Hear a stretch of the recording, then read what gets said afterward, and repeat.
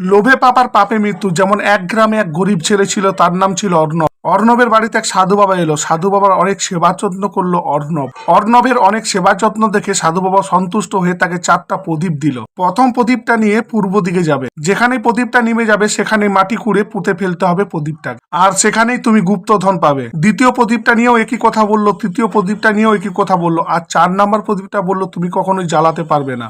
অর্ণব চলে গেল প্রথম প্রদীপটা নিয়ে পূর্ব দিকে। কিছু দূর যেতেই প্রদীপটা নিমে যায়। ওখানেই মাটি খুঁড়তে শুরু করে আর ওখানে কিছু রূপোর কয়েন পায়, কিন্তু মনে শান্তি নেই অর্ণবের। দ্বিতীয় প্রদীপটি নিয়ে সে চলে যায় পশ্চিম দিকে। কিছু দূর যেতেই প্রদীপটা নেমে যায়, আবার সেখানেও মাটি খুঁড়তে শুরু করে। সেখানেও অনেক সোনার কয়েন পায়, কিন্তু তবুও অর্ণবের মনে শান্তি নেই। লোভ বাড়তে থাকে অর্ণবের। তৃতীয় দিন তৃতীয় প্রদীপটাকে নিয়ে চলে যায় উত্তর দিকে। কিছু দূর যেতেই প্রদীপটা নেমে যায় আর সেখানে মাটি খুঁড়তে শুরু করে। সেখানে পায় কিছু হীরের কয়েন। তবুও অর্ণবের মনে শান্তি নেই। অর্ণব ভাবছে 4 নম্বর প্রদীপটায় হয়তো ভালো কিছু আরো পাওয়া যাবে। 4 নম্বর প্রদীপটা জ্বালিয়ে অর্ণব সোজা চলতে শুরু করলো, কিন্তু প্রদীপ নেভে না। ঠিক ওই সময় একটা সোনা রাজমহলের ভিতর প্রবেশ করে গেল অর্ণব। সেখানে দেখতে পেল সোনা, হিরে, মুক্ত সবকিছু দিয়ে রাজমহলটা ভর্তি। অর্ণব তখন আনন্দে আত্মহারা। সে ভাবতে শুরু করলো এত ধন সম্পত্তি। হঠাৎ অর্ণব শুনতে পেল কে যেন আটা চাকি চালাচ্ছে। সে সঙ্গে সঙ্গে ওই রুমের ভিতর প্রবেশ করলো। অর্ণব দেখতে পেল একজন বয়স্ক মহিলা সে আটা চাকি ঘোরাচ্ছে। সেই বয়স্ক মহিলাটাকে অর্ণব জিজ্ঞাসা করলো,